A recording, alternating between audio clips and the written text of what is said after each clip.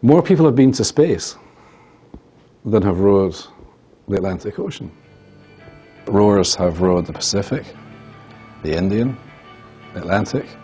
The world record, the speed record that everybody wants is the route that we're following from the Canaries, West Africa to Barbados. That's the one, that's the big one. It's the Holy Grail.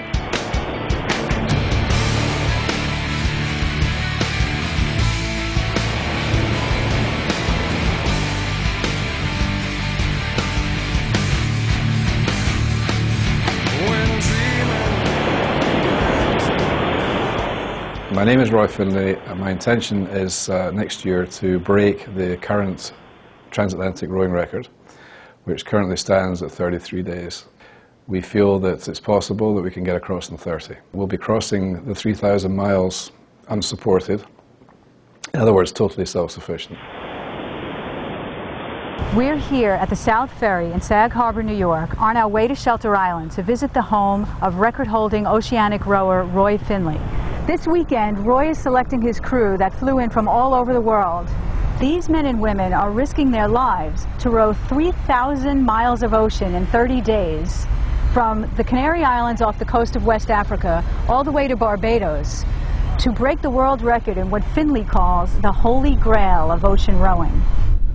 This weekend kicks off at 8 o'clock on the Friday with my briefing. Welcome to Shelter Island and welcome to Rock Expedition, the home of the multi-hull Big Blue that we're going to build and use to break the world record.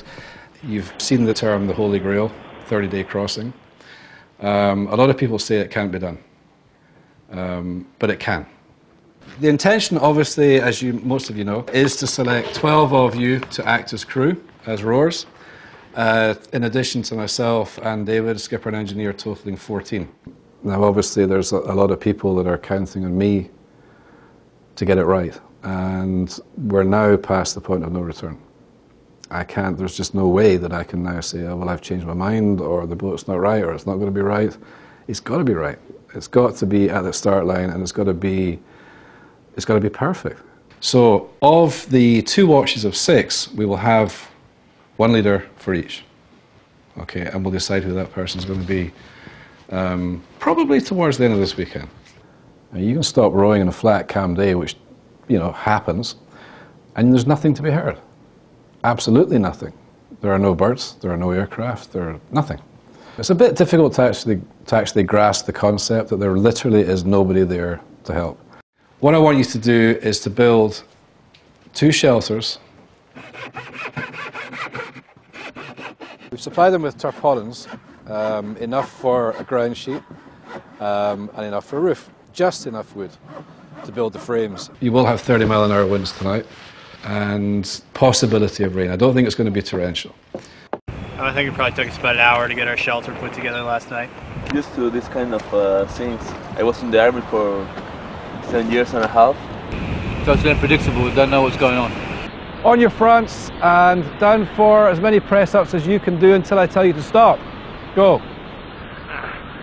What we have to establish is upper body strength, lower body strength, and balance. What I want you to do is on your backs now for curls, and do as many as you can until I tell you to stop. All right, let's go. I'm going to say one word to you. Team, running this direction down to the beach, there's a very obvious inlet, okay, which forms a large pond. You'll see it, okay? The deal is, the last 3 people back here are doing it again. I want you all down to the beach now. Very quickly, we'll be able to ascertain who the stronger people are. In my experience in a crew this size, it's the crew that really will determine whether or not we succeed or fail. We have to be absolutely sure, as much as we can be, that we've got 12 people, 12 rowers that can and enjoy working together. These guys are going to be out there for 30 days, 30 nights, on the road, no backup, no support, totally self-sufficient, bad weather, big waves, sharks, whales, you name it, and they've got to keep themselves together. But obviously, human error, i.e. they forget to put their harness on, may happen, and if somebody did go over the side, it's very unlikely we'd get them back.